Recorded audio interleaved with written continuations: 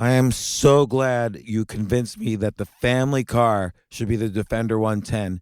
It is so beautiful inside, it's so comfortable, and it just feels indestructible. Yes, it really is. I've been waiting a long time for the new model to come out. The Defender 110, I'm telling you, it's my favorite car of all times. It's my third one. You know, I have stories of going off road. The guy managed the group. He was like, "What are you doing in this beautiful car?" I'm like, "I'm going off road." He's like, "Are you sure? Because you can use one of ours." And then they look like Mad Max cars. I'm like, "No, no, no, no, we're going to do this." And he was shocked. Wow. Well, it's great because the Defender has been reimagined for 21st century adventure, and its unparalleled off-road ability as well as its robust interior are invaluable whether you're headed towards uncharted territory or just a weekend of exploration. The Defender 110 tackles challenging surroundings with absolute confidence. The SUV conveys strength outside and in, featuring peerless technology like an intuitive driver display and an award-winning infotainment system. That's my favorite part, to keep you connected no matter where the journey takes you. Adventure is unique to everyone, and so is the Defender. Choose from the two-door Defender 90, the four-door Defender 110, or the larger Defender 130 with the ability to seat up to 8 passengers. You'll find uncompromising performance in all three. So pack up and go even further with the Defender 110. Learn more at landroverusa.com/defender.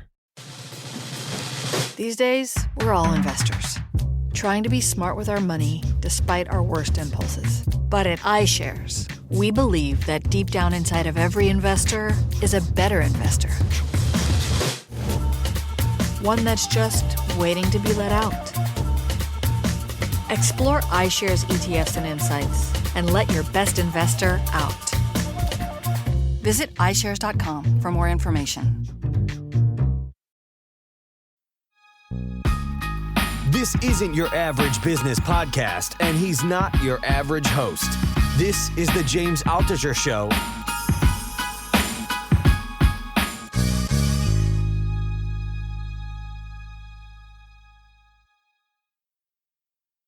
Cal Roth, so great to finally meet in person. And your book, You Will Own Nothing, great book. I want to find out all about it. There's a very controversial views in it that are very interesting, and I'm really looking forward to you answering all my questions. Yes, I'm excited to be here. And I wanted to say again, we talked a little bit about this before, but we are both part of the Big Hair Club. Everyone knows I'm an advocate for big hair. We call it Laissez Hair on Twitter. So you are now part of the Laissez Hair Club. Do I get a membership? Like, can I use it at the airport, like an ID yes, card? Yes, you get to go through TSA pre-check. They Oh, put you at the front great. of the line for that. Excellent. Well, now your title, You Will Own Nothing. It's a very interesting title because at first glance, I kind of want to own nothing, actually. Like, and from a point of view of lifestyle, like, imagine if you don't own a home, a car, maybe you own a couple of t-shirts and a pair of pants and whatever.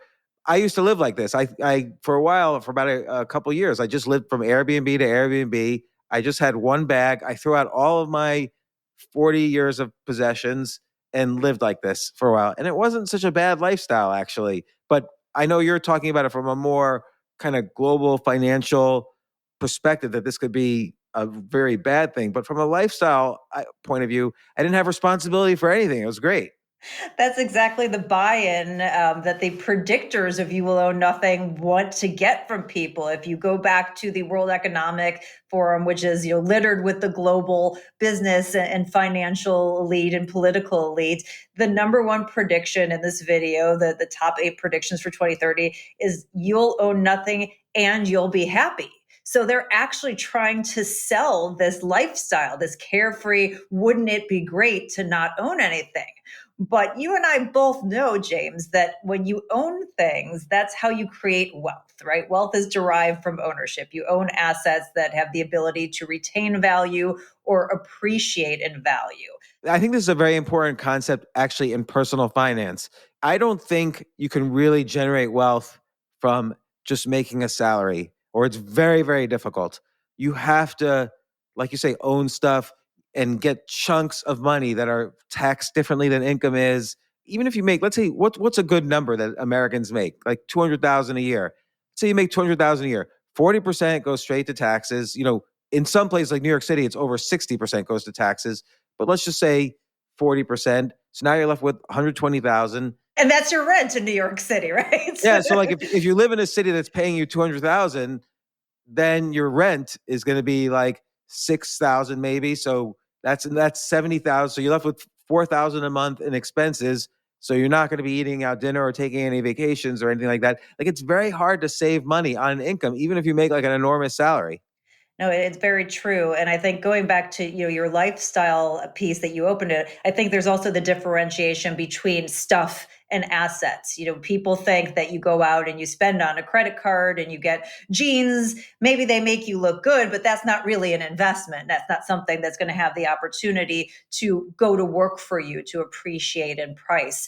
But this idea of not having property rights, to not have private property, that has been the great enabler of wealth, not only here in the United States, but certainly around the world for like the past 70 plus years. And so it's a really important thing. And I think it's also a question of if it's voluntary or if it's by somebody else's mandate. And that's the difference. You have assets and you said, oh, well, on the stuff side, I just want to have something more carefree.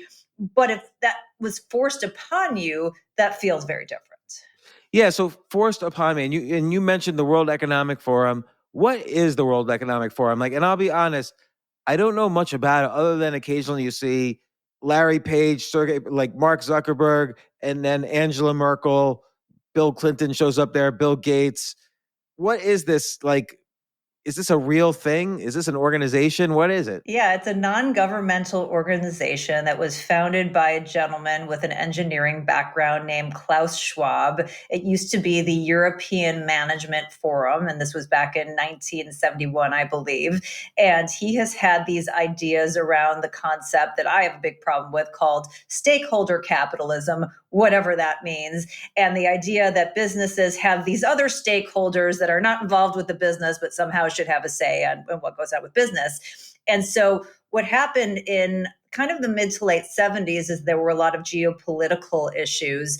You had the war between the Arabs and Israel. You had the oil embargo and all these things that were going on that brought geopolitics to kind of the forefront of what was happening around the globe. So they were able to start attracting more political people into this European Management Forum, and they changed the name to the World Economic Forum.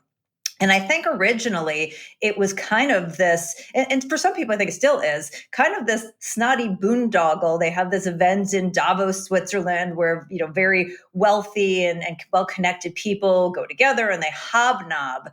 But somewhere along the way, through all the connections, and they're very well connected with a whole group of people, from the United Nations to sort of individual entities, big financial players like BlackRock and whatnot, that they started putting out all this quote unquote thought leadership.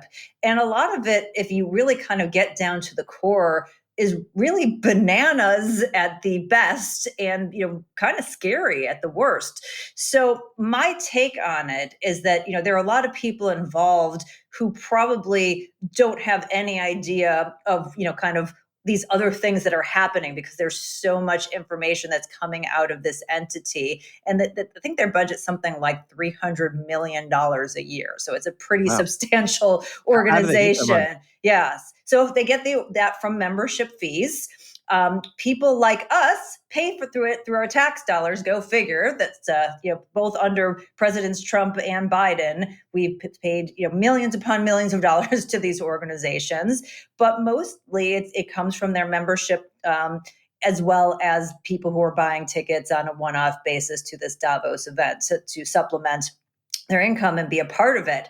And I have to say, I've been a useful idiot for the World Economic Forum in the past, because again, if you don't dig into these things, it just sounds like, oh, it's a bunch of business people and big ideas. I went to one of their events in New York, probably 10 or 13 years ago, and blogged about it and said, oh, this is, they're talking about, whatever person's book had come out. And it seemed very innocuous, but there are these crazy ideas. And then you get these people who work in businesses who don't really kind of understand that underlying craziness, bring them back and then start shepherding them into sort of the political sphere as well as the business sphere, and they really get entrenched. There's this crazy video from Harvard's Kennedy School where Klaus Schwab, the head of the World Economic Forum, is talking about how he's looking at something called his Young Global Leaders Program, and that he's looking at all of these politicians that were part of it. And he literally says, and then we penetrate the cabinets. And it's like, okay, when you start saying things like we penetrate the cabinets, like at least one eyebrow should go up and like, what exactly do you mean by that? But so many leaders, whether it's Justin Trudeau and Chrystia Freeland up in Canada, or former Chancellor of Germany, Angela Merkel, all these people have been in and around these programs getting, at a minimum exposure to, if not indoctrinated by these ideas. But what are some of like the craziest ideas you've heard spoken about there? There are so many of them. Just going through the 8 predictions that they had in 2040 or for 2030, one of them is that the U.S. is no longer going to be the world's leading superpower, which sounds crazy on the surface, but probably isn't that crazy in reality. We're going to eat less meat, not as a staple, but as a treat. People who are vegetarian might go, oh, that's a great thing. But for many of us, it goes, yeah, I don't know that makes that much sense. But, all kinds of things about fleets of autonomous vehicles, faves, trying to get, the sharing economy around cars and getting rid of car ownership. But that might occur, right? Because that's like the dream of Tesla, for instance, which is that, and you mentioned in the book, 90% of the time your car is not being used. So once they're autonomous, like Tesla's dream, then you could rent it out to people 100% of the day. Yeah, and it's one of those things that a lot of this stuff sounds really good in theory until you put it in the context of your freedoms and what that means and the level of control. And we've been through a period of time over the past few years, which really changes our perspective on this. If you had asked me or told me some of these things, 10 years ago, I probably would have been like, big deal, who cares?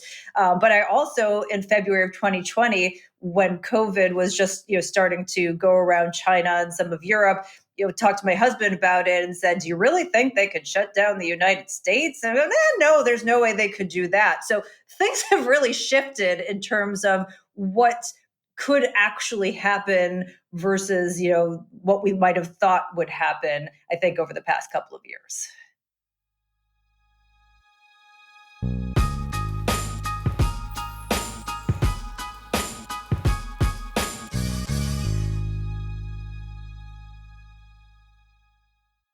Oh my gosh, I love these clothes. Mizzen and Main. That's Mizzen and Main. It really is the most comfortable work clothes. Travel clothes. I had to travel this whole week. I'm traveling for a week and a half, and I just took Mizzen and Main clothes with me. Close out 2023 in style with comfortable, breathable, packable, and machine washable pieces from Mizzen and Main.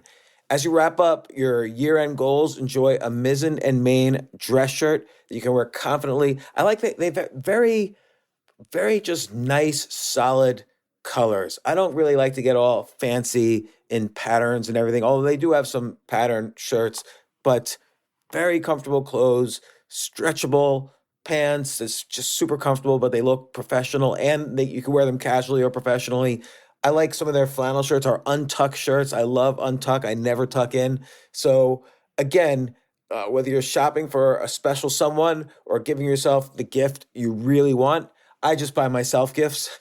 Mizzen and Main is the perfect gift for any guy who works, travels, and or cares about looking and feeling great. As you could tell by my many photos across the internet, I care about looking fantastic. I'm practically a model. And let's be honest, every guy loves to look great. So again, shop now at mizzenandmain.com and save 20% when you spend $130 or more using promo code James. That's promo code James at Mizzen and Main, Mizzen and Main.com.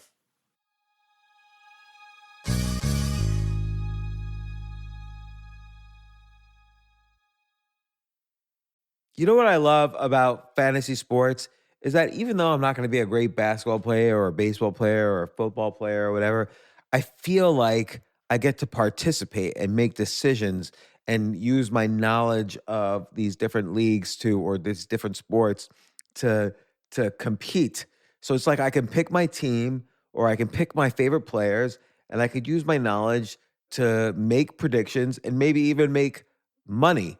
So with the basketball season here, you can now pick combo projections across football and basketball from the Specials League on Prize Picks. This is a league created specifically for combo projections that include two or more players from different sports or leagues. Want to play alongside some of Prize Picks' favorite players like rapper Meek Mill and comedian Andrew Schultz, who's also been a guest on this podcast, and I've been a guest on his? You can now find community plays under the promos tab of the app to view entries for some of the biggest names in the Prize Picks community each week. Look, Prize Picks even offers a reboot policy so that your entries stay in play even if one of your players gets injured. For football and basketball games, if you have a player who exits the game in the first half and does not return in the second, that player is rebooted. Prize Picks is the only daily fantasy sports platform with an injury insurance policy. What? So I love playing it. I love anywhere where I can use analytical ability with my interests to demonstrate some skill and maybe make some money. And I like the game-like aspect. I do wish they had chess as a category on prizepicks.com, but I'll settle for what they've got. Maybe I should make my own fantasy chess league. But in any case, I love Prize Picks. Go to prizepicks.com/James. Use code James for a first deposit match up to $100. That's the easiest $100 you're ever going to make. So that's prizepicks.com/James and use code James. Daily fantasy sports made easy.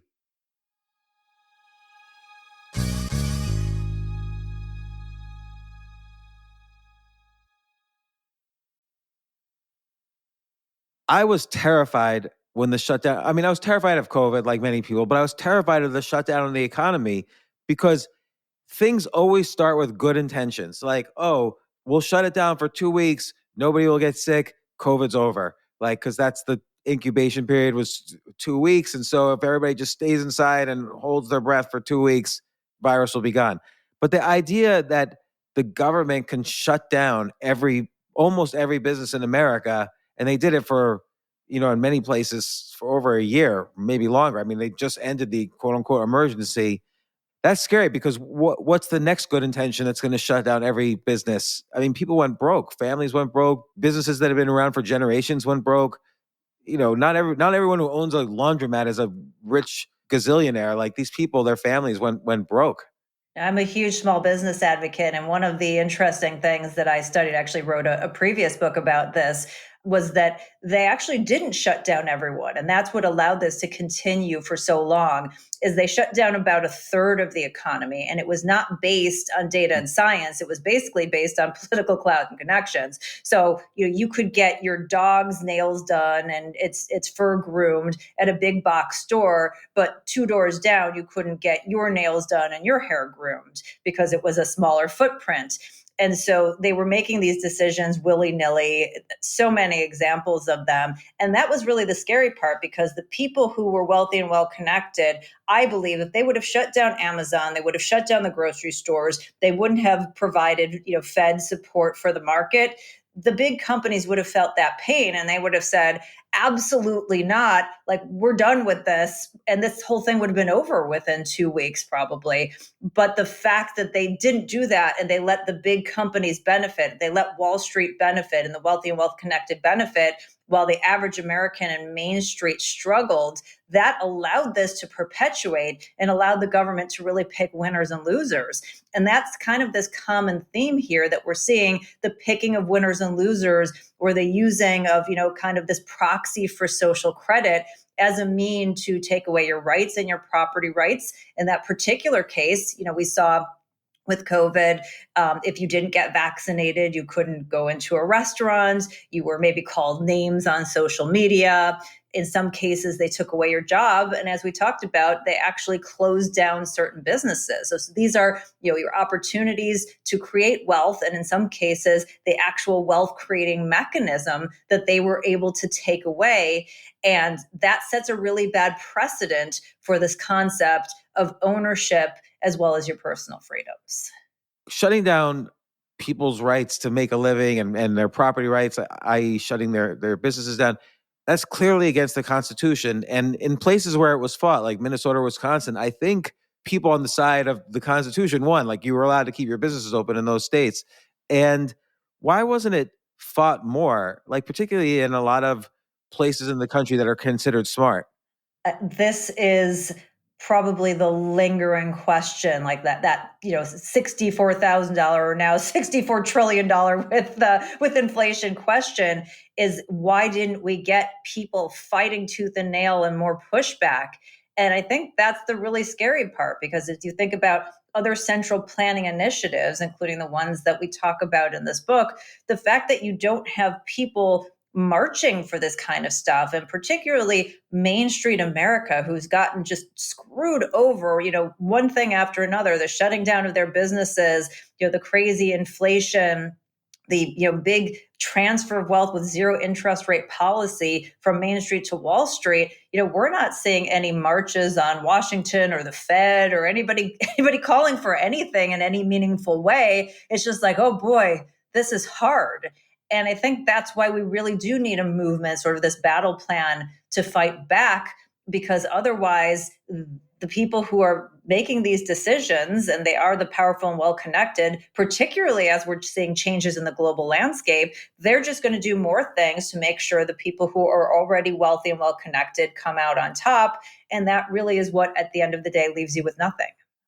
But in the one thing that's always been great, let's say, about the US and let's say the US version of capitalism, is that there's no real caste system. Like, maybe it seems like there is, like, legacies get accepted to colleges more easily and stuff like that. But in general, anybody can come up with an idea. It's cheaper than ever to start a business. So, and to move up in this kind of quasi financial caste system. Like, it's not like a real caste system. There is social and financial mobility. And do you think that's going to start to come to an end? Yes, this is, why this is so important, and we have to fight, because that is based on the system of property rights. If you go back to, England, and even before that, before they kind of instituted the protection of property rights, how did assets pass down? Right? They came from somebody who was wealthy and well connected and passed down to their heirs, and it was this very vertical type of creation of wealth. And then everybody else didn't participate. Once we had property rights, and what you were doing was protected, as well as with technological innovation, then you had this horizontal transmission of wealth, where you and I could trade our services. I could invest in something, and we could each benefit from our own investments and really build up that opportunity to create wealth. And it is probably the part that scares me the most, because the US is really the only place in the world that has this, fantastic American dream and opportunity and promise. And it's why people across, the globe come here to try to seek out that opportunity. When we've had shifts in financial orders before, whether it was the Dutch to the British or the British to the US in terms of who was at the pole position in the global financial economy, the group that was waiting was sort of a better option, or at least a place where you could have that opportunity. If you think about, if we're no longer the center of the global financial universe and we're not standing for that, then who is? The leading contenders are these bastions of tyranny and kind of dictatorial rule. And so I think it's really important that we preserve this concept of the American dream for everyone here in the US and around the globe as well. And so, what's the path?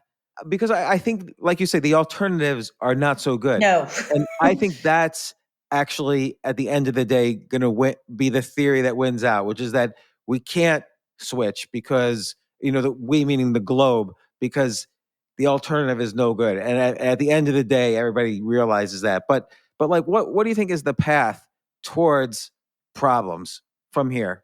Yeah, so I mean, there are the people who are talking about this all the time. There's probably a half a dozen different potential outcomes, and obviously, this could all be upset by a major geopolitical events. One thing I noted in my research was that anytime we've had a switch of the global financial order, it has been preceded by war. Certainly, not all war has preceded a new global financial order, but that has been sort of the event to be that catalyst for change.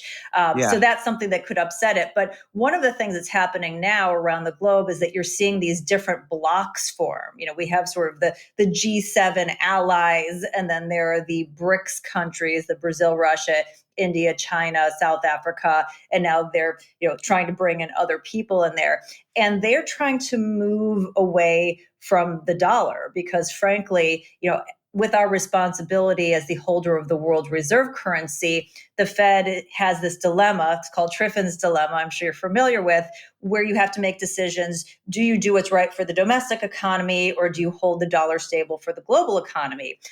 What does it mean to be the global reserve currency? So it means that most of what happens in the world is done in dollars. So if you think about something like oil, historically for the past, it's kind of since the 70s, however many years that's been, 50 some odd years, basically everybody prices in dollars, and things like oil, energy, and food are all priced in dollars. So when countries trade, they don't trade in their own currencies; they actually trade in dollars and end up having to settle from there. And the challenge with that is that if you don't hold the dollar stable, and all of a sudden it requires more dollars to buy oil and to buy food, well, that becomes an issue for these other currencies and these other countries. It becomes a national security and an economic issue for them, because now it's they're basically spending more to be able to get the basic things that they need in terms of commodities. So normally in previous periods, the Fed would do what it had to do. And we saw this under Fed Chair Volcker back in the 80s, where he took the interest rates up really high in order to bring that stability back to the dollar, bring down the price of oil, bring down the price of commodities priced in dollars, so that, from a global standpoint, that dollar was stable. And now our Fed has amazingly done neither. They haven't held it stable here in the US. They haven't done it on an international basis. And these countries are fed up. As I said, it's a security issue for them. So you're seeing these other countries, China is trying to get Saudi Arabia to sell them oil and let them buy it in their currency, in their yuan. And so you may end up seeing these different alliances across the globe. You might see something like what was originally proposed at Bretton Woods before the dollar was named sort of the global reserve currency, where you have a basket of currencies, or maybe you have some commodities and gold and other precious metals that end up backing a currency. So there are a number of different scenarios, and it doesn't mean that the dollar goes away or that the US goes away. It just means that we don't have the strength. We don't have the opportunity at the government level to finance their debt and expansion cheaply, that we don't maybe have as much access to other products, and that our lives become more expensive. So the period of prosperity that we've lived through here in the US, and like we said, that kind of flows out to the rest of the world because we're so important, it could just mean a step backwards for everyone. And I don't think that's something that anyone wants to see happen. We want to at least maintain, if not, move forward as we've lived through this period of prosperity that has done that. The idea that we're going to move potentially backwards and life is going to get worse and harder isn't really a great outcome in 2023. Right. And so the idea is, like, let's say everybody has to buy their oil in dollars. Every country has to buy oil in dollars, which is called the petrodollar. And it's been, as you mentioned, the policy for the world since the 70s, pretty much. And what that means for the dollar is that if you're England or Germany, say, you have to have a lot of dollars in your banks in order to buy oil for Germany. Right. So that means where do you get those dollars? Well, you have to give the US government money to get dollars by from the us. Treasuries, right? Because those, at least you earn something on them. So yeah, you're sitting on these reserves, so to speak. And so that means the demand for the dollar is high. So that keeps That's sort of this The natural way. financing cost low. Exactly. Yeah, and it keeps our inflation low.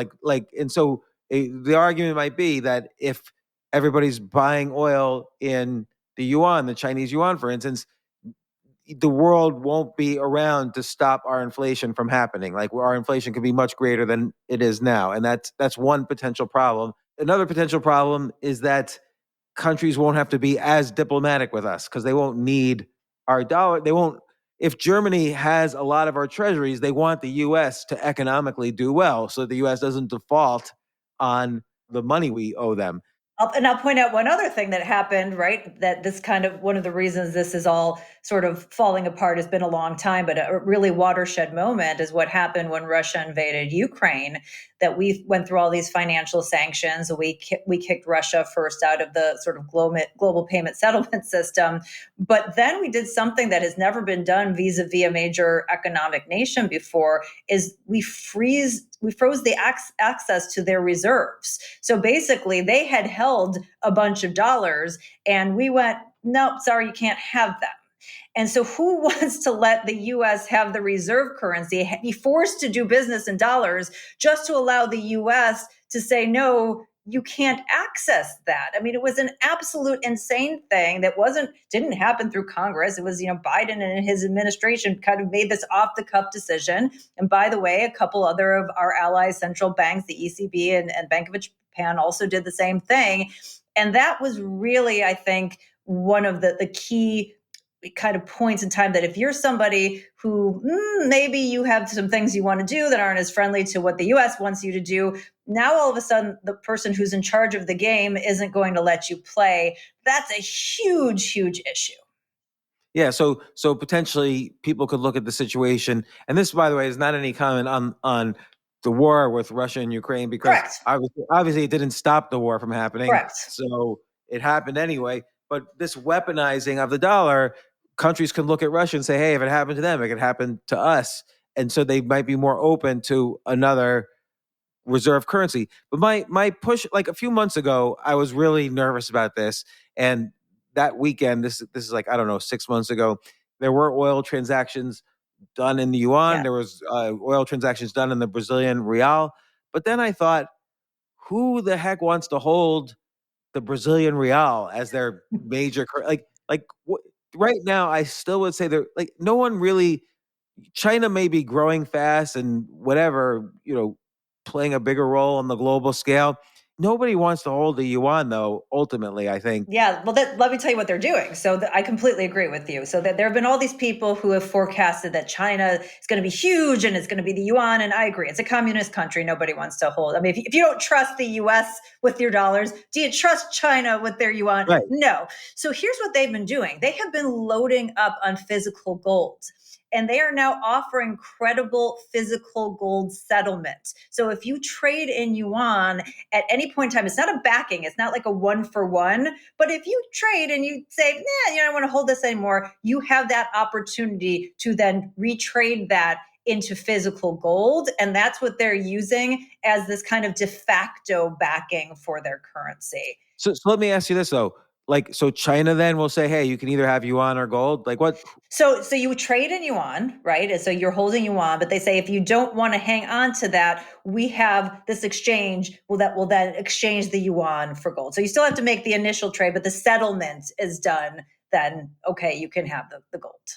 My pushback on that is that there's not enough gold in the world. Like the amount, and this is why Nixon got us off gold, is because the U.S. was in such debt because of the Vietnam War and the Great Society programs back in the 60s, that we just didn't have enough gold to pay our debts, that we got off the gold standard. The rest of the world followed. It depends on the pricing of gold, right? So the pricing of physical gold in particular has been suppressed because of the kind of paper gold trade. The reality is if you let gold go to what it probably would be, or they do a repricing of it, then that changes the system. And I think that's one thing that people are projecting is, again, one of many possible outcomes is that you see that major repricing in something like gold, or that it ends up being a basket of currencies, or as we've been talking about, that you read in the book, something like a central bank digital currency that maybe has some sort of a backing of a basket of currencies and commodities and precious metals and whatnot behind it. So, I think that the form that it takes is definitely very up in the air. And we know that it's chaotic. I mean, after Bretton Woods, it took 15 years to kind of transition from the pound sterling being the reserve currency to the US really, kind of being at that center. So that's a messy period that people have to get through. And we don't know what that looks like, but anything that is moving in that direction could cause a lot of chaos for people. This is great. Thank you for responding to my different pushbacks. My next pushback on this is that although probably our biggest export is the dollar, our second biggest export is all of our innovation. Like, Yeah. China still can't really compete with us in genomics, AI, any kind of automation, internet, like all these technological innovations from the past 100 years. It all comes from the U.S. Right. Like, no, China's not even close. Nobody's close.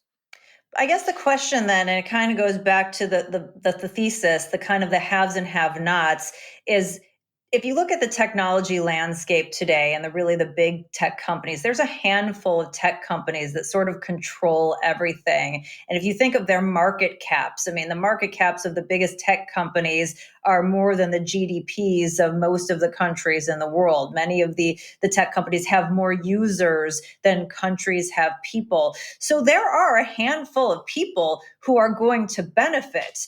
The question is, does that flow down to every American?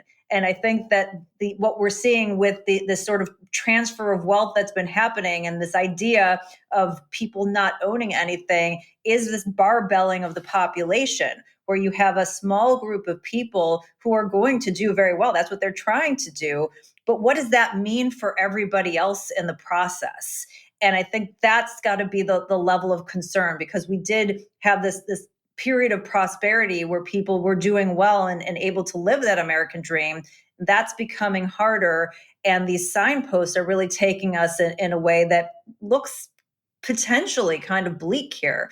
And so, again, as I said, it doesn't mean America's going away, but if there is some resetting of the financial order, who is going to be the one that benefits? And if that's done in some sort of a debt jubilee or a marking up of gold, or with different silos, or God forbid a war that changes that around, there are people who are going to come out on top, as has happened every time this has happened historically. This is not something that we haven't seen before. We've seen these kind of rises and falls of financial empires.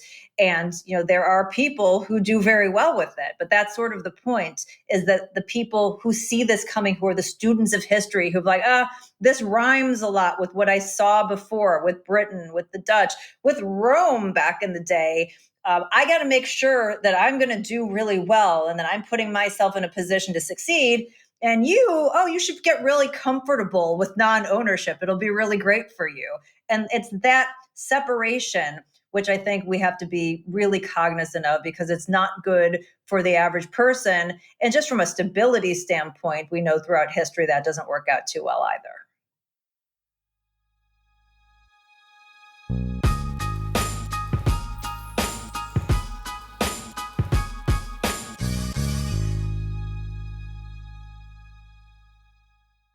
This is such a valuable service for all business owners, big businesses, small businesses, doesn't matter. I wish I had this in the many different businesses that I've started. Sometimes it seems like your business is humming, but then suddenly you don't understand it. You're starting to fall behind. You're not understanding where your costs are, where your revenues are, where your payments are. Teams are buried in all sorts of like BS work, and you can't seem to close the books. So you need like one dashboard, one source of truth. I'm jealous of this business, NetSuite from Oracle, of course, NetSuite by Oracle. I wish I'd come up with this idea. It's a brilliant concept to have all your business intelligence on one dashboard. This is why you need to know these three numbers: 37,000, 25, and 1. So 37,000, that's the number of businesses which have upgraded to NetSuite by Oracle. NetSuite is the number one cloud financial system, streamlining accounting, financial management, inventory, HR, and more. 25. NetSuite turns 25 this year. That's 25 years of helping businesses do more with less, close their books in days, not weeks, and drive down costs. One, because your business is one of a kind. So you get a customized solution for all of your key performance indicators, your KPIs, in one efficient system with one source of truth. Manage risk, get reliable forecasts, and improve margins. Everything you need to grow all in one place. So right now, download NetSuite's popular KPI checklist designed to give you consistently excellent performance absolutely free at netsuite.com/James. That's netsuite.com/James to get your own KPI checklist. netsuite.com/James.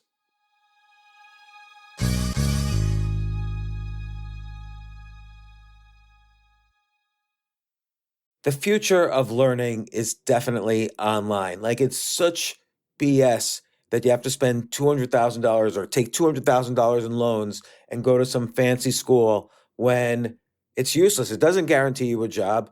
Most employers, including me, do not care about degrees or grades or anything like that. We want to care that you love what you're doing, that you know what you're doing, in some cases that you have experience or that you're willing to learn. But people in general love learning and are curious. Like, the key to success is curiosity. And I think masterclass.com is the perfect model for online learning. I'm really happy they're sponsoring this episode. If you're going to give a gift, give the gift of learning. Masterclass makes a meaningful gift this season for you and anyone on your list, because both of you can learn from the best to become your best, from leadership to effective communication to cooking. Let me tell you some of the classes I've taken. I've taken comedy from Steve Martin. I mean, can you believe I can take a class from Steve Martin on comedy, or Judd Apatow, my favorite comedy director? I could take an actual class from him on writing. Wolfgang Puck on cooking. Dan Brown on writing, or Judy Bloom, who's been on this podcast, on writing. By the way, Wolfgang Puck also has been on this podcast. It's such a pleasure. I try to take classes all the time from masterclass.com. And whether you're watching Masterclass on TV or listening in audio mode in the app or on their site, the quality speaks for itself. It's like these Masterclass instructors are your own personal mentors that are going to help you reach the next level. How much would it cost to take one-on-one classes on comedy from Steve Martin or on chess from Gary Kasparov? You just wouldn't be able to do it. But it would cost hundreds of thousands of dollars. With a Masterclass annual membership, it's $10 a month.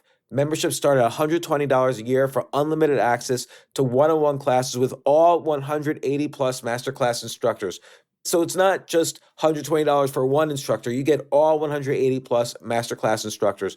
Boost your confidence and find practical takeaways you can apply to your life and at work. And if you own a business or are a team leader, use Masterclass to empower and create future-ready employees and leaders. That's the real education in today's world. So this holiday season, you can give one annual membership and get one free at masterclass.com/JAS. JAS, of course, stands for the James Altucher Show. So right now you can get two memberships for the price of one at masterclass.com/JAS. Masterclass.com/JAS. Offer terms apply.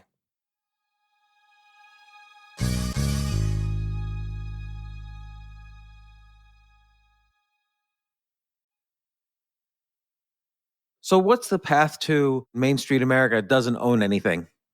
I think it's really a change in the way that they approach their lifestyle. I know people don't like to hear this, and this is, advice that you might hear during any time, but I think it's even more important now, is really kind of rejiggering and putting yourself on a personal austerity plan for your spending and taking whatever you can and making sure that you do have some level of hard assets. And obviously it's going to be different for everybody, whether that is a home, whether that's precious metals.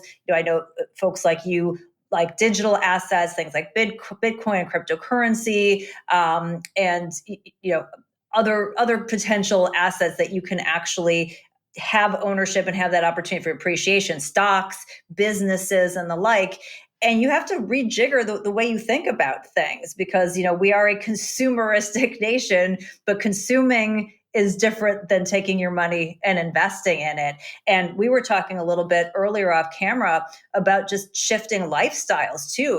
If you're in a city where you can't afford that house and you're paying rent and you're making somebody else wealthy along the way, maybe it's a shift and you're living in a different location where you do have that opportunity to participate in the American dream. Yeah, that's so interesting because, like, for instance, COVID has changed lifestyle a lot. Like, there's now work from home and remote work. And don't you think that, I mean, I'm hoping that some of the bad things that happen are going to be outweighed by the good, which is that the talent and innovation that would happen in places like New York, San Francisco, LA, Chicago is going to disperse now throughout the country. And so people are going to move to Dallas or Denver or Atlanta or Salt Lake City or whatever. And that's what we're kind of seeing happening, is that there's net outflows from the major cities and Yeah. net inflows to this sort of second, third, like Cincinnati right now is the fastest moving real estate market. So it's like a third or fourth tier city that is booming because of these outflows from the major cities. And that seems like ultimately like a net good thing for the country, that talent gets dispersed and money gets dispersed like that. I mean, I'm all for decentralization.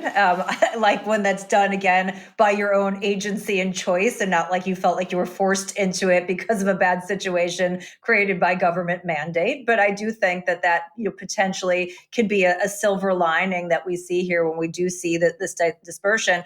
But I think the other thing that's important to realize too, and I think this is part of our whole discussion here, is that not everybody in America is the same. And people like you and me may have the opportunity to work from home and have a lot of flexibility, but there are a lot of people who can't. We have a 70% service-based economy. A very large part of that requires you to be performing services somewhere other than in your home.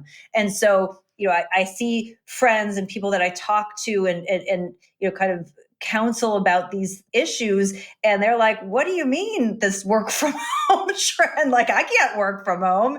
I'm cutting hair, I'm working as a janitor, I'm working in a hotel. Like, this is never going to be an option for me.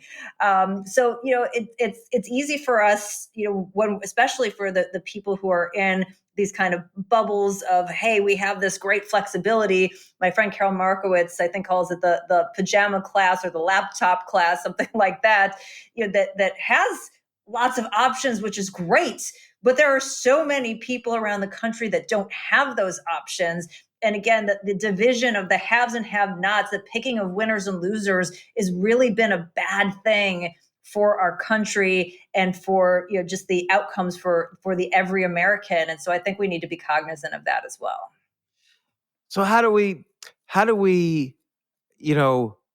avoid this? Because again, it was so easy for the US to just shut down the entire economy and think there's going to be no consequences. Obviously, we see the consequences with inflation, with displaced workers, with everything. It's going to take years to really understand the economic effects of COVID. Like, the effect on major cities having these outflows. Like, the downside is that all commercial real estate in major cities is being flushed down the toilet right now. Like in San Francisco, people who own like malls and major office buildings are literally just handing the keys back to the bank and saying, hey, we got to go. You guys could run this building if you want. Like, it's a mall. Don't treat everyone nice. And that's never happened before. And think of the consequences of that. So if you're in a REIT, or you're a real estate owner, you got this write off, and you have some way that you can manage through it, and you go and raise more capital, and you buy some stuff back cheaper, and you have these sort of vulture boom and bust cycles. If you're the small business who is serving donuts next to the mall where everybody came to shop and to work, and you were kind of the lifeblood, and that was your only business, then that's your entire life savings that's just blown up. And so it's this very different outcomes. And when we saw 15 years of suppressed interest rate policy by the Fed, 9 years, which was, zero interest rate or about zero interest rate, And you saw sort of this transfer, this benefit to the asset holders at the expense of the savers and the retirees and the people who are just getting by. And then you saw that happen again during COVID, where, the people who had the big businesses did well and the small business or employees is down. This becomes this recurring theme, is that if you are connected, you're going to have more opportunities and you have that duration and that sustainability. And if you're a small person, it just doesn't work out well for you. And I think that's the pushback here against these central planners. The idea that the Fed came in, interfered with interest rates, put $9 trillion on its balance sheet over this 15-year period, that wasn't to help the average American. That was to help their buddies on Wall Street and to allow for the government to continue to finance at a very low interest rate. And we've seen the wealthy get wealthier and the average person not do as well and have fewer wealth creation opportunities. And I'm all for merit-based inequality. Like if you are Michael Jordan and you're the best basketball player, or you're the best singer, and you should get paid more. But when it's driven by central planning policy, I have a really big problem with that. Yeah. So A, what do you think is going to actually happen in the next few years? And B, given that these things are probably going to happen, someone listening to this, what can they do to protect themselves? Yeah. So as you know, in financial services or in the markets in particular, it's the hardest thing to predict is duration, right? So you can see the trajectory of these things happen. You could be a short seller. You can know that a stock is going to eventually go down, but if it goes way up before it comes down, you're going to get crushed. So that's the hardest thing to do is you see what's happening, but getting the timing right is almost impossible in finance. And I think that's the same thing here is we don't know if this happens in 12 months. We don't know if it happens in 12 years. We don't know if it happens in 50 years. But I think that you do need to be prepared and ask yourself questions. One of the things that we haven't talked about yet that was in the book, for example, is that there's almost $85 trillion in wealth that is set to be passed down voluntarily over the next 23 years. And that can really help to level the playing field for the average American to have, especially if you're a millennial or Gen Z and you get some of the wealth that the boomers created passed down to you. But we're seeing from various administrations and a lot of the pundits talking about things like wealth taxes and inheritance taxes. And my fear is that you use the carrot of the billionaire or the ultra wealthy for people to go, yeah, we should totally tax, unrealized capital gains or, something like that, not realizing that those are the people who have the sophisticated planning elements and that's not what they're actually coming after. They want the bulk of that $85 trillion. So, as the average person, for example, you can look into estate planning, you can look into trusts, or maybe you can start doing some gifting up to those maximums each year. I think it's 17,000 per year right now. If that's something that you're concerned about, because it's possible, though not guaranteed, you could be grandfathered in if they make rule changes. But the first step, James, obviously, is just empowering yourself with all the information, because what you're going to do if they come out with the central bank digital currency is going to be very different than what you're doing to protect yourself from a potential wealth tax. All right, let me ask you about that, because again, this is not like a for or against, but it's just reality. Like every country in the world is going to eventually do some sort of central bank digital currency. And there's a lot of feelings, and you talk about this in the book, that's going to give the government more transparency into how you personally spend money. They're going to know everything basically, and they're going to be able to do things about it. Like if they decide, oh, you don't believe in a vaccine for the next COVID, Right. we're going to shut down your currency. We're just not going to let you spend money. And there's a lot of fear about that. Of course, that's just a theory of what could happen. That nobody's said that will happen. I mean, government could do that now. They could shut down your bank account. They know where you do your banking anyway because of where you pay your money to your taxes. But what is going to happen with that? Like, again, every country is going to eventually do it. So what's a way to benefit maybe or to look at this central bank digital currency in a positive way? So it's one of the things I fear the most, frankly. And, I see different ends and different ways that they could enact it, whether it's promising UBI promising some sort of a bonus, the same kind of thing that happened with the stimulus checks. Oh, you want stimulus checks? Oh, I don't realize that that's going to, generate massive inflation for the rest of my life. I'll give you 10 digital dollars, James, for every dollar that you get. And then people think that they're going to be rich because they don't understand purchasing power versus, the nominal headline value of the dollar. Or it could be something like, hey, you guys hate inflation. If we had a central bank digital currency, we could better control inflation, because you know what they can do if they want to destroy demand, they just turn off like access to spending, right? So I think that there's always these kind of, these are these good ideas and ways that we can put this in place that end up having really bad consequences. And we know, as we've seen with, every government program that's ever been put out, that once they start with one level of scope, it just sort of expands and expands. So I think that the question for people is that if you have these dollars that you are earning, and they're going to be in a form factor that somebody else has complete transparency and control over, do you again want to take some of those dollars and put them into other things, whether that's the investing side for the hard assets, or think mediums of exchange. How are you if they don't want you to eat burgers because it's bad for the planet, and you really want to eat a burger? How are you going to barter? How are you going to use, precious metals? Or if you're somebody who's into digital currency, is that, an avenue for you? What is it that you're going to do? And I think part of it is just thinking through this ahead of time and having that plan. If your house is on fire, it's a really bad time to have an escape plan and think about getting insurance. But if you've done that already, then when that happens, at least you can go, okay, this is a bad situation, but like I've thought through what I'm going to do. And I think this is an exercise in that. Is we don't know the timing. There are several different ways that this can turn out, but have you spent the time thinking through what you would do in each of these different situations? And because it's coming at us from every different angle, you have a lot of different situations you need to think through. But fortunately, many of them have similar ways that you can approach it. Just like dealing with inflation, if you're thinking it through in advance, okay, you own assets denominated in dollars. So if the dollar, if you need more dollars to buy a house, hey, no problem, I own a house. Right. If you need more dollars to buy McDonald's stock, no problem, I own stocks, or I own, bonds or other assets that I own art. I own other assets that go up in value potentially, and you Exactly. have to decide what those assets are given the situation.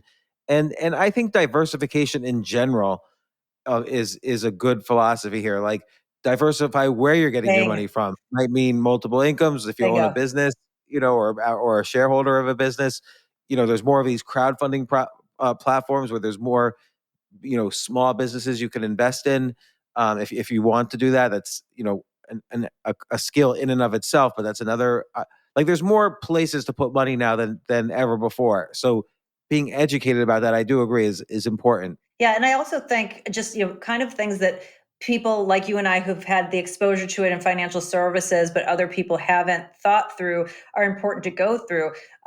Asking for ownership as part of your compensation is huge. There's so few people who really think about, do I want stock options or some sort of a grant or some ownership in the company that I work for?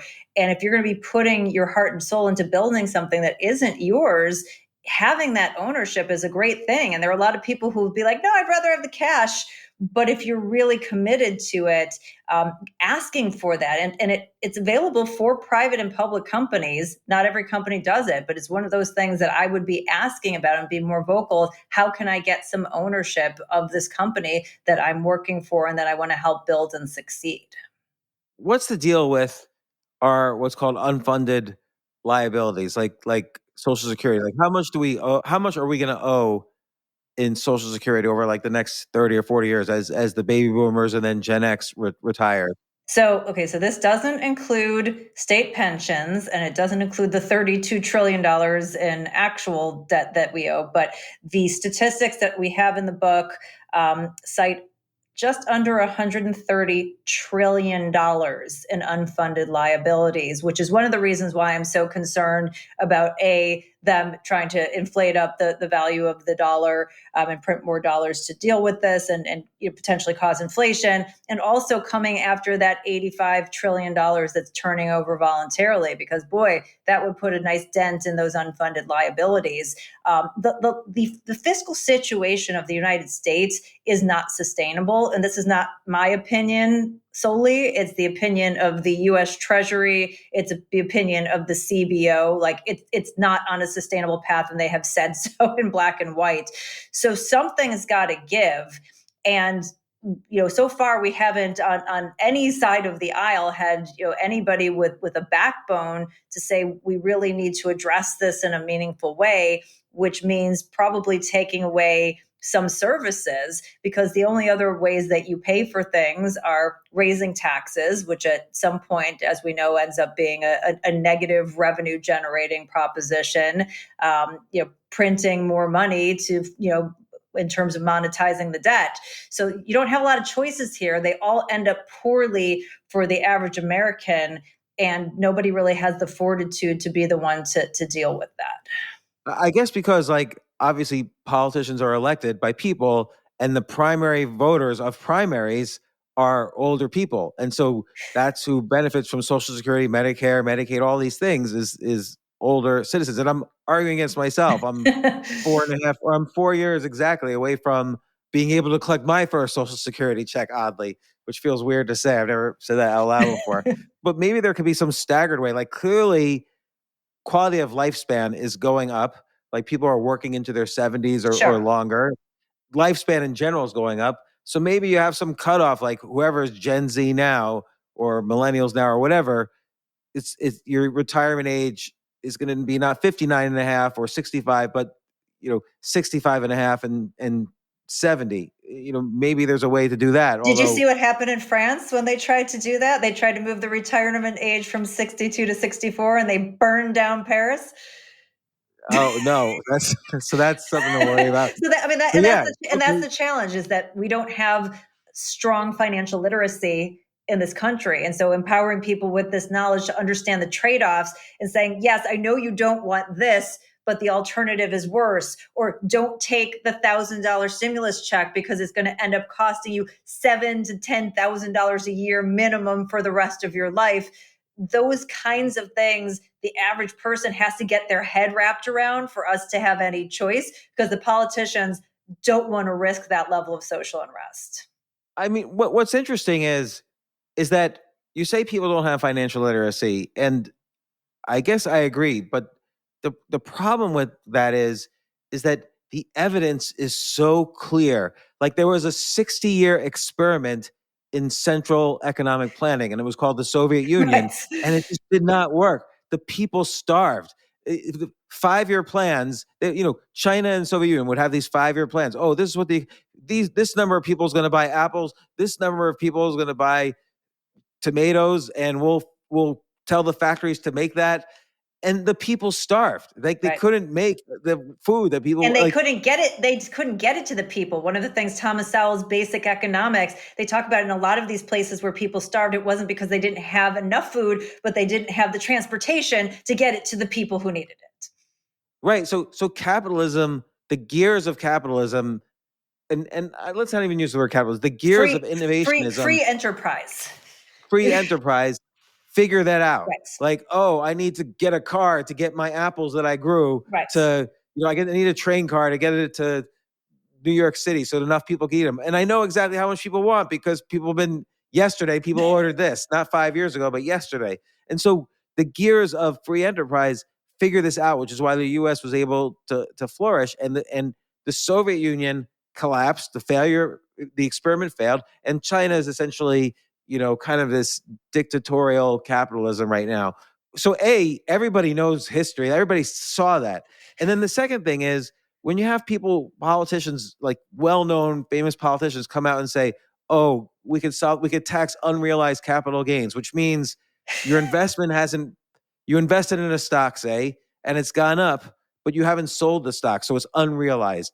Let's make it personal to the people who are listening here. You bought a house, your parents bought a house in 1970 for $100,000. Today on Zillow says it's worth $2 million.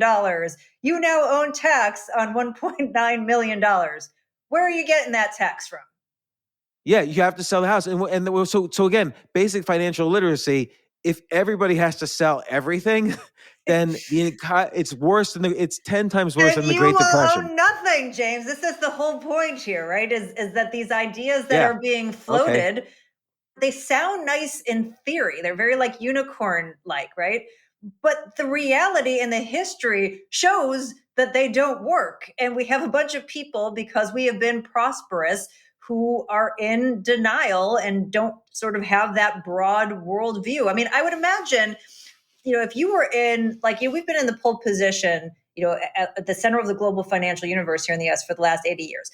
If you were in Britain while they were at the center, they probably felt invincible too. I mean, the same with the Dutch, right? Like, hey, we're everything. We're the man. Nothing's ever going to change, because it's just hard to imagine how you can mess it up so completely. But then you go look, and our public debt to GDP is at 125%. You look at the unfunded liabilities. You look at sort of the people, the central banks who are moving away from the US dollar. There are a lot of red signs on the horizon. So, again, it's not necessarily going to happen tomorrow, but you have to plan and prepare. You're not going to change the new financial world order from happening at some point in time, but maybe we can delay it, or you can at least help yourself get through it. Yeah, I agree. Like, I'm going to be both a cynic and an optimist here. So, I think I'm cynical in that I think multi-billionaires, it's to their incentive to have this new world order, because it makes everyone, just when they made their money, everyone else now will be blocked from making money. So they will rule. And so I'm being cynical there and conspiratorial. But the flip side is, I would say Gen X and baby boomers are more sophisticated financially than the generation before. Like, each generation gets a little bit more sophisticated, I hope. And we're not going to vote for something that takes away everybody's property. Although, again, we James, did with you COVID. you have young people who are going out and taking out multiple six figures in college debt to pay for five-figure salaries. So, like, Yeah. I mean, I'd like to think that they're savvy, but the architecture around them is feeding them lots of misinformation about things that don't add up mathematically. And I think that, not to say that they're not savvy people, but there are too many sort of free riders and people who are benefiting that are creating a system, and then they're just being like, yes, you should totally take out $200,000 in debt to make, to go teach in a public school. Like, it makes no sense whatsoever. They're never going to be able to pay that back. And by the way, nobody's running on it from either party. You're not seeing anybody being like, the government's the largest predatory lender in the world. The colleges, it's a huge wealth transfer from young people to colleges and their administrators. Like, we need to fix this system so that our young people not only get good educations, but have the opportunity to then go out into the world and create wealth and be in a better position, instead of college making them poorer. So again, where I'm cynical is, I don't think government's going to solve that problem, because if you even say kids shouldn't go to college, which I wrote a column on in the Financial Times in 2005, and I got so much hate mail, it was ridiculous. Now it's more of a conversation, but it's still, people are pretty much against that idea. Government's going to push back, but college tuitions have risen faster than inflation for the past 70 years in a row, every single year. And like you say, you're borrowing six figures to make a five-figure income.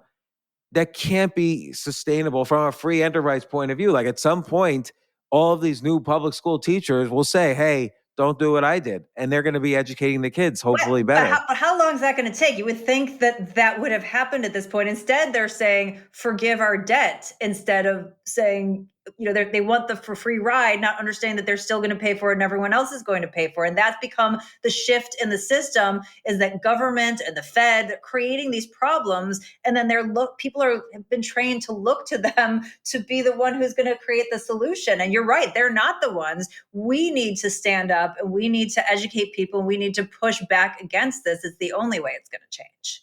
Yeah, and you make an interesting point. Like the government now, and this just came up in the Supreme Court the other day. The government obviously wants to give student debt relief, and I really feel for the people who have student 100%. loans, which is because they made a mistake before they were ready to assess what that risk was, and It was and they then were preyed upon by the government. The 17 and right, 18-year-olds preyed upon by the government nationalizing most of student lending. right. So there's got to be some consequences somehow for the government in this, which is unfortunately All of it us, can't really right? happen that way. Right. And but I don't know. I mean, I look, mean, one thing they could I do, they right, could do two things, right? I mean, one is that they could change the interest situation, right? They had basically free capital for a long time. Why are they earning a bigger interest rates? They could change the interest because obviously that's a big piece of what's killing people. But really, they need to get out of the lending. We need an underwriting process. We need to bring back bankruptcy option, which you can't have if you don't have the underwriting process because it's not baked in there. You need the colleges to have some skin in the game. I mean, like it just needs to be revised. I agree. Like, there's no reason why if I was a college president, I'm going to raise the tuition as much as I can because the government Right, guarantees all the money. I get the money no right. matter what. But here's the thing now. The problem is because there's the hint of student loan debt relief, I'm more willing to take out a loan for my kid because maybe I'll never have to pay it because there's going to be debt relief. So that is going to keep the system going. Moral Is that hazard. even the whiff in the air? Exactly. It's the moral hazard baked into the system. And yeah, so it's a question of at some point this, like you said, becomes unsustainable. It all blows up. So the question is what happens then at that point? Like there has to be a reset because we can't just keep pushing in this direction. Like something eventually you're like, oh, we're not at the edge of the cliff. I'll just go a little farther. We're not at the edge of the cliff. I'll go a little farther. Eventually you're going to go over the cliff. And then, okay, all bets are off at that point. Maybe when there's the next generation assumes the presidency, like there's instead of 70 and 80-year-olds on both parties running for president, maybe when 40-year-olds. I don't know. So here's what I would Give say. me some hope, So here's Carol. what Give I would me say some about that optimism. is human nature is human nature. People act as their best self-interest. Nobody would want to be a politician unless they're a narcissistic sociopath. Like the three people who are good aren't going to outweigh the narcissistic sociopath. So we need to, as individuals, be able to push back against that. And then also, a lot of this is look at what the elite people are doing instead of what they're saying. When they say, oh, don't own a house and they're loading up on mansions or, oh, you don't need this. Watch what they're doing and put a lot more weight on that. And just prepare yourself in your community that if something were to shift in the global financial order tomorrow, like what is it that you're going to do? And I do think, the idea of America is so important that eventually we will have people who will stand up. It may be really ugly in the process. I hope not, but we need to be prepared to work through that and to set yourself up, kind of during that interim period. Well, Carol, I hope you're right, and I hope it's not so painful because I agree. The American dream, as distorted as some have made it out to be, whether you're left or you're right or whatever, the American dream is very real. It's created incredible innovation throughout, particularly this past generation, and the innovation's only getting greater and faster with, again, in every technological sector. And I, for one, hope that continues, and I know you do as well. But you're right; things have to correct itself somehow, and we'll see how that happens. But Carol Roth, author of "You Will Own Nothing," great book. It describes all the history of all these different trends. It describes what's going to happen next. It describes solutions. I really hope people read it. It's really important. "You Will Own Nothing" by Carol Roth. Carol, once again, thanks for coming on the podcast, and I hope you come on again. Yeah, I would love to. It's such an interesting and thoughtful conversation, and just appreciate us being able to explore these ideas that I think are going to be really important, for the decades to come. So would very much welcome Yeah, another conversation. thank you.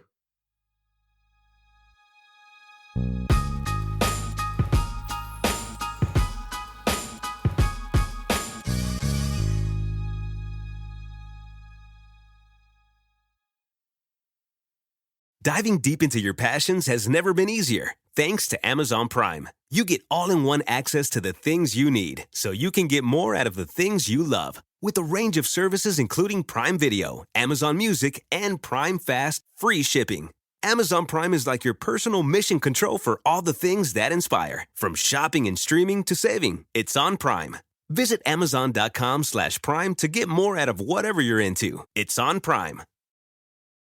When someone accidentally threw away the school play costumes, Oh no! replacements were shipped with FedEx. And with picture proof of delivery, everyone could focus on the perfect opening night. FedEx, where now meets next. For residential delivery only.